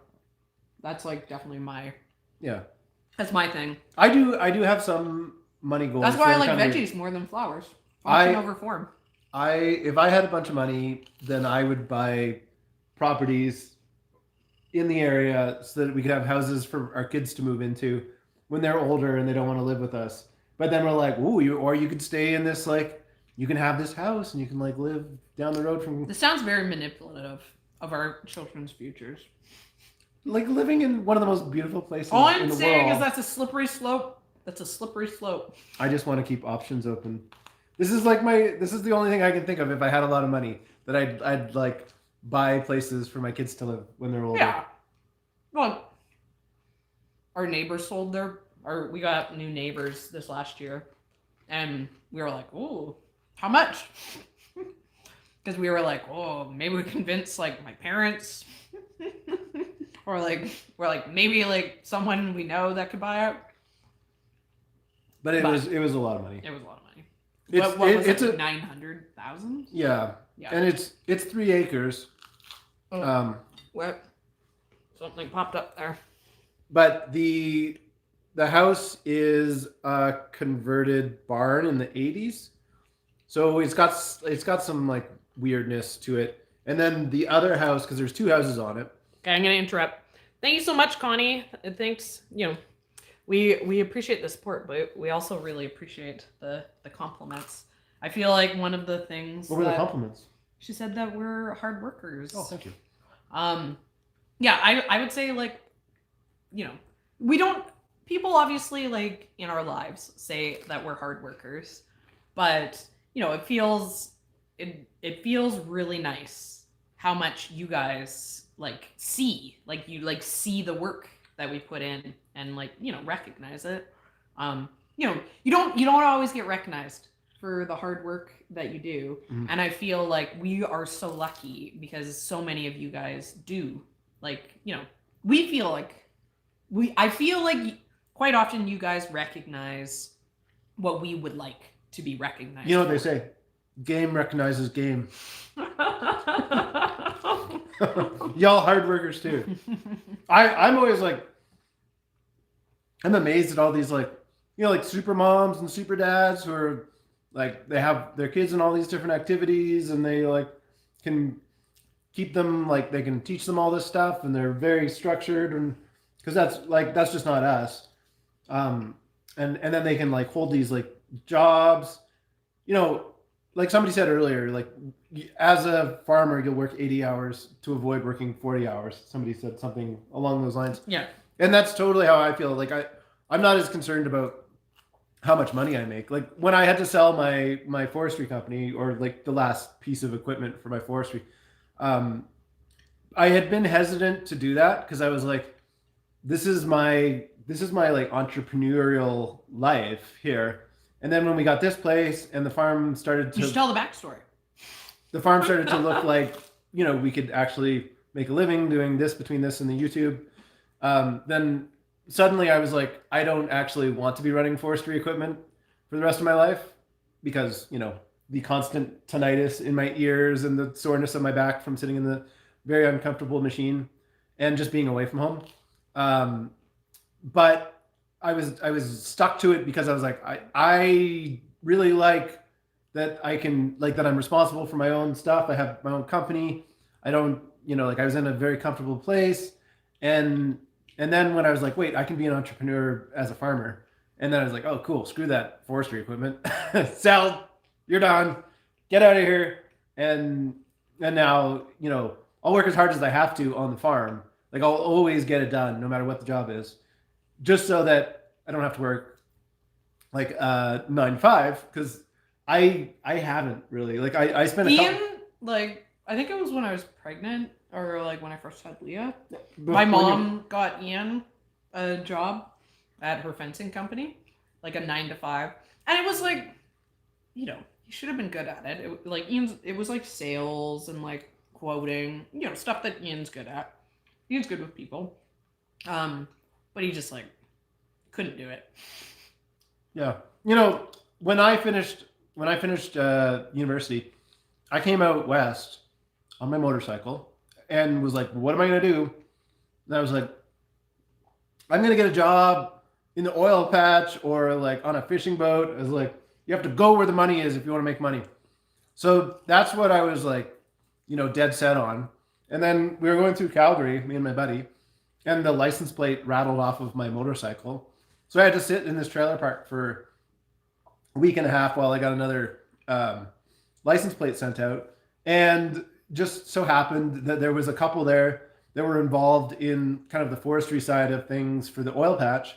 And I was like, you know, I was filled with energy at that point in my life. Like I'd work out 6 hours a day or something like that. I just had so much energy. And they were like, whoa, you need to run a chainsaw. So that's how I got into running chainsaws and forestry. And then after a few years of that, the employer that I was working for, which was up in Fort Nelson, which is kind of like just the very top of BC, right before it goes into the territory. So, you know, if you kind of went straight to the west from Fort Nelson, you'd be in that part of Alaska that comes down along the coastline that steals BC's coast. And he was getting calls for these little mulchers that he had, these little like tree eating machines. I call them tree lawnmowers. Yeah. Because And they basically just chop up trees. so I was like, I'm going to go out to the oil patch and I'm going to look for a business opportunity. So then me and my buddy, we put together a business plan and we got loans and we got a couple of these machines. And then immediately, like, there was no work. The first year that we started, there was like no work. And we just got like a couple weeks of work. And then we slowly kind of like built it up from there. And then we kind of got a groove where it was the two of us.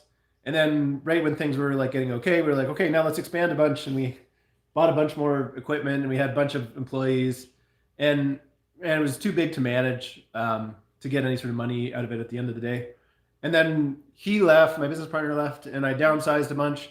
And at that point in time, like, I was very established in the industry. I had a really good reputation. I could find, you know, all the work that I needed to for the last few years. Like, I did pretty good for finding work. But, you know, it's not, it was really starting to add up on me. And so like mentally I was ready to go out, but I just wasn't ready to give up that like entrepreneurial life. I was like, oh man, if I work a 9 to 5, it's just gonna it's gonna be so difficult for me. So like I see people who can like do all the things with their family and their kids, and then they can go every morning, they can get up and go off to their 9 to 5 job, and they can do it, and they can come home and they still have energy to, you know, do all this stuff. And I'm like, man, you know, those are some hard working stuff. Because I feel like everything I do in my life, I like doing. Like farming, it's like, oh, go out and like, you know, rake some beds, get some bed prep done. It's like, sure, that's fun. It's like, go use a tiller. It's like, okay, all right, go run the lawnmower. Like, sure, why not? Wow. Like, anti lawnmower. Lawn is for losers. Yeah, but it still has to be done. Like whatever the task is on the farm, there's very few things that I'm like, I really don't want to do that.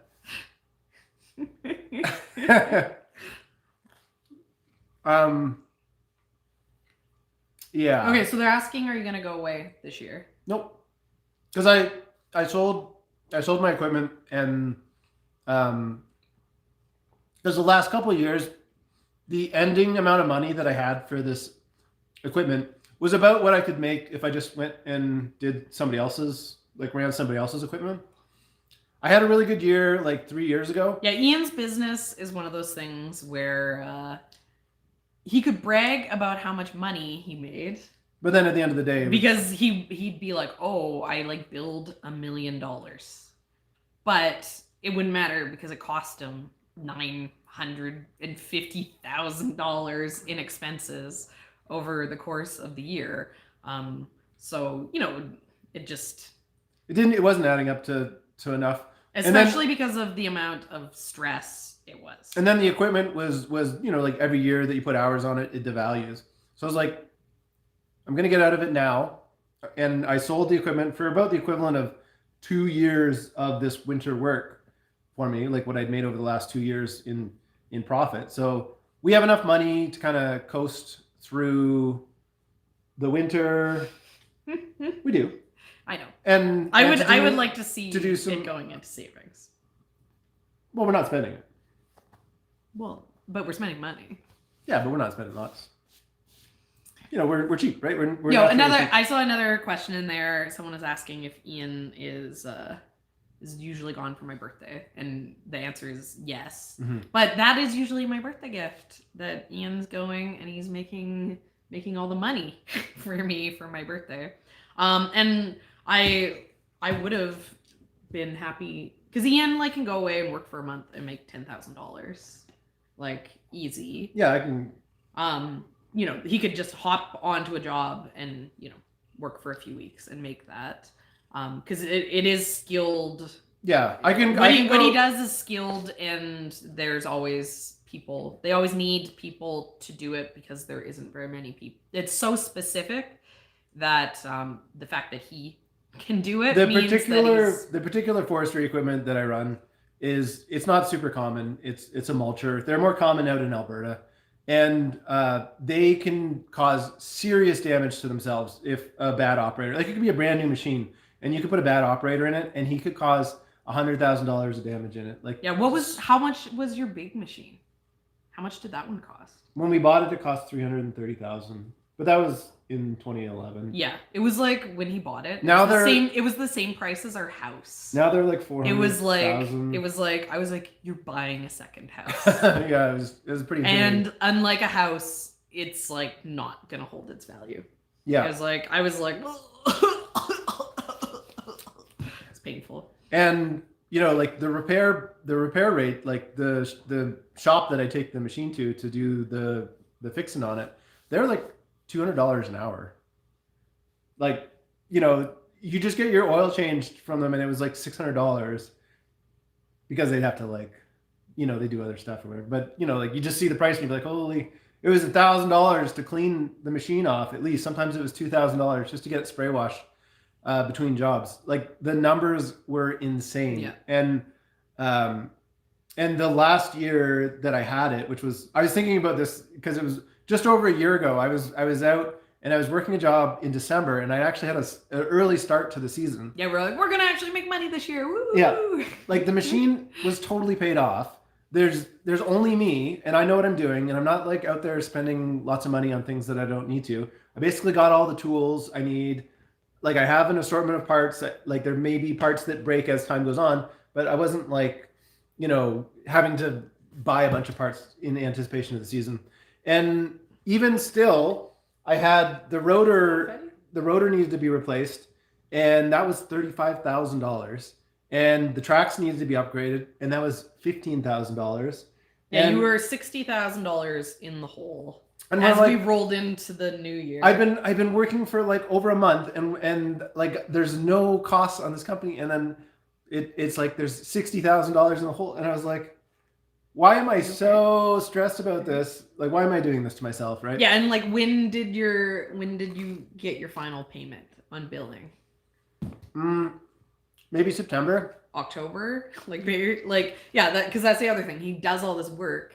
And you have to front all the cash for it. Yeah, and then it's like maybe 6 months later they'll pay. But like, oh, the company had a really hard time, so we went out of business, and now we're not. Yeah, in my case, there was some bad things that happened this winter. There was on one of the major jobs that I was on that had nothing to do with my particular part of the work, but in a stage that came after me, there was a guy who actually died on the job site, and that just caused these like ripple effects that affected everything.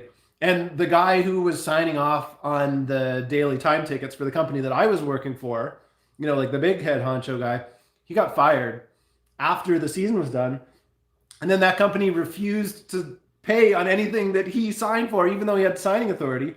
So like they'll just come up with these excuses that they're like, wow, we don't want to pay. Like he was responsible for a job that had a fatality. So, obviously he didn't have signing authority for us. So we're not going to pay any of those time tickets. And you have to like resubmit all of them 3 months later. So the company that, like we were subcontracting off of was like not getting paid. So they didn't pay. So then I didn't get paid. Like just this big, and it's like every year there's something like that. Every year there was excuses as to why they wouldn't pay you. And I was like, you know what? I don't want to do that anymore. And, I'm very happy. Like I don't mind Ian going away to work because I like it when he makes money. And this year I told him, I was like, for my birthday, you should go work for January. But I don't want to. Yeah. And also Ian has a valid excuse. Like COVID's pretty bad in Alberta. And we really don't want to get COVID. So I'm like, yes, you can socially distance from work this year. Yeah. But ideally, I would like to see him going away next year. Like, I run forestry equipment, but I also am a certified faller with chainsaw, which is a very difficult certification to get in Canada.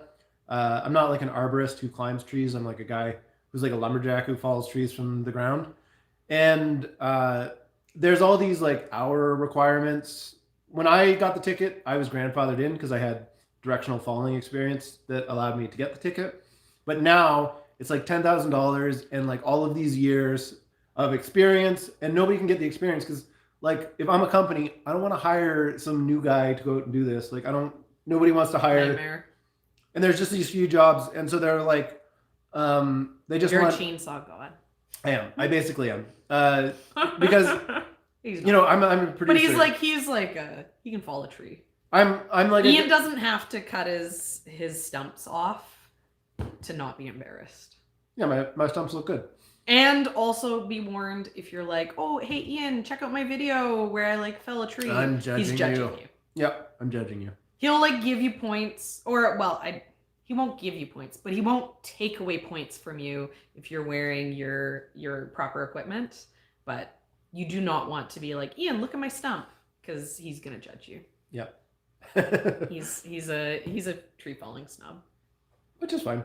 Yeah. But I used to do, like they'd fly in the helicopters in the morning and they'd drop you off and you'd run saw all day, and then they'd come and pick you up at the end of the day at a helipad, and like it was crazy stuff. It was really exciting and fun.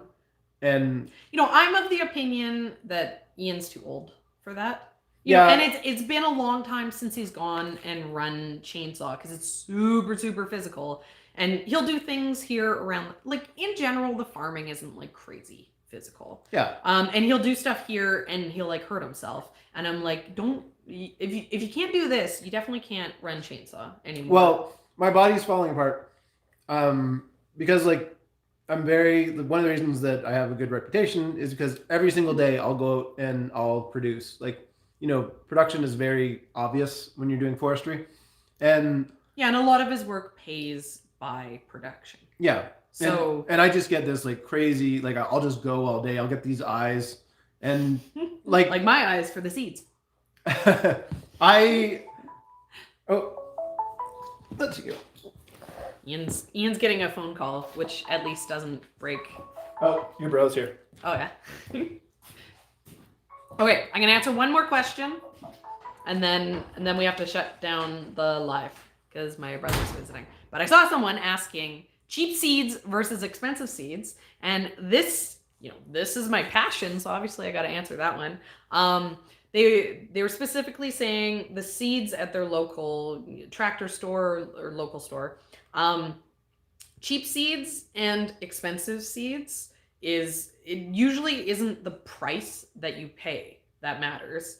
The pricing for the seed is going to be different depending on like what the seed is. So, if it's something that's really easy to get seed from, like for example, an old-fashioned heirloom that's been grown for a million years, those seeds, they're not expensive because they don't take a lot of work to get as like a seed producer. But there's other seeds that are incredibly difficult to get.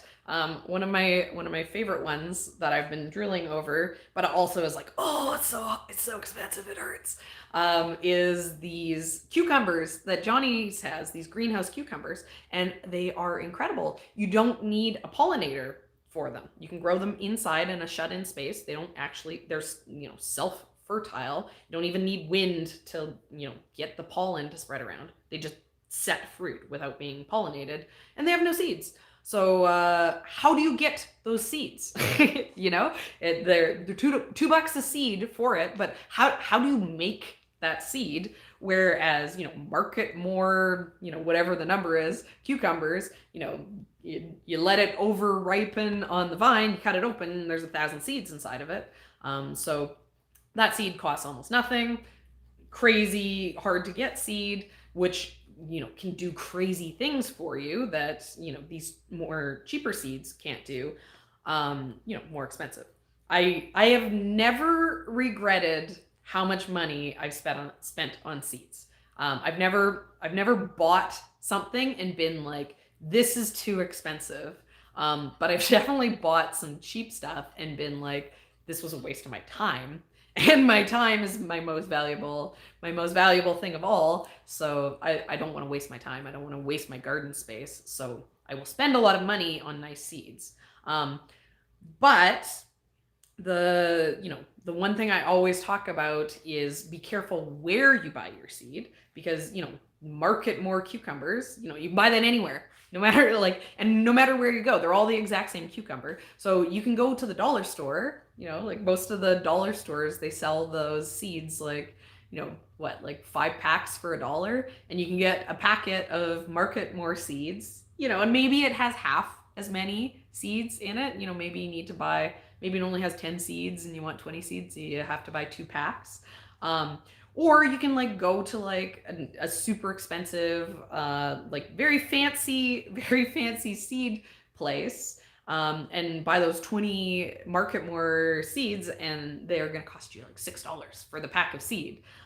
So I would say that, that's in general, I would not buy my seed from a store. And the reason is that they're retail seeds, right? They're supposed to be an impulse buy. They're not. I've sat down, I've intentionally picked the seeds, and I'm buying them from the best source, and I need 2 packs, so I'm buying the bulk size pack, which has all this discount. It's like, I'm here at the, my local nursery has a rack of seeds, because you're like, oh, I'm here, I'll just pick this up. You don't consider the price. And the other thing too is if you're gardening, for a while, you're probably to the point like me where you're picky about the things that you grow. You don't want to grow cucumber. You want to grow, this specific really tasty cucumber that's very productive in your specific conditions. Oh, my brother showed up with a snowmobile. We're gonna store it for him, so I'm sure the kids are gonna be like, ah! But yeah, so I always buy my seeds from online to make it easier for me. I usually try to buy from 1 or 2 companies. If if you don't, if you're not to the point that you're being picky about the specific varieties, because I spend a lot of time, like that's what I'm going to do tonight. I'm going to go and I'm going to compare, like do the side-by-side comparison, be like, oh, okay, well this cucumber says it's like really tasty and like highly productive, but that like it slumps in, in the heat, and I need something that's going to handle for the heat, so this is actually going to be the better option for me. I do a lot of work on the research end of the seeds that I pick. And I think that's the reason why I end up being very productive in the end. they're whipping back and forth. But yeah, so spending money on seed isn't a bad thing. But if you're new to gardening and you just need to get experience about how to grow things, my very first garden was all planted with seeds that I bought from the dollar store. It's not like there's anything wrong with those seeds. So, don't feel like you have to buy expensive seed. That's kind of like you grow what works best for you. And like, so another example is carrots. I grow 2 types of carrots. I grow Mokum and I grow Scarlet Nance. Mokum is an expensive carrot seed. Like it's one of the pricier carrots that you can buy, but it produces super, super early. It's like, it's the perfect carrot for me. I really like it. The other one that I grow, Scarlet Nance, super old-fashioned heirloom's been around forever, but it's great. It's super tasty. It stores in the field really well. Like, it looks like what I want it to look like, but it doesn't produce as fast. I still grow it. I'm not growing it to save money on seed. I grow it because it actually works well in my succession. It's a really good, tasty carrot. And what I do is I plant Mokum and Scarlet Nance on the exact same day. And then my Scarlet Nance is ready for 10 days early, or sorry, my Mokum is ready 10 days earlier. And then after I've picked my Mokum for that 10 days, my Scarlet Nance is ready. So it works as a good succession. Oh, thank you. Thank you so much, Bonnie. I know it's getting late for other people. I think it's 3:00 here. That pizza we were eating was, that was our lunch. Ian made me pancake for my birthday. But yeah, so how much money seed isn't necessarily the question you want to be asking yourself. Obviously budget is a constraint. Take that into consideration. Don't spend money you don't have. But your question when you're seed shopping should be, what is the best seed for me? So, okay. And I also, one last one, then I gotta go. Pink Berkeley tie-dye. I don't know where to buy it in Canada. I bought it from Wild Boar Farms. He's down in California. And like Brad's great. Like I 100% support buying them from Wild Boar, like the pig, farms. He's a very dangerous website to go onto because he sells specialty tomatoes, but very easy to, no shipping concerns. But I was looking on Johnny's, and Johnny's has Pink Berkeley tie-dye in stock. So, if you're buying some other stuff from Johnny's, you can also throw that in there. And it's an open pollinated, maybe some smaller, heirloom seed type Canadian companies would have it. But I'm very narrow in who I shop with. I don't think that William Dam has it though. But yeah, go buy it from Brad at Wild Boar Farms. He's my favorite. I want everyone to give him lots of money so that he can keep making us all these funky tomatoes. Every time you buy from Brad. Oh, and for, how I was like, probably none of you were here at the beginning of the video, but I've been waiting a month for my seeds to make it through the shipping. And so I'm still waiting for my Johnny stuff, but the Brad stuff came super fast. He sends it, in like just standard envelopes. So I think that it, never really gets like dinged as shopping.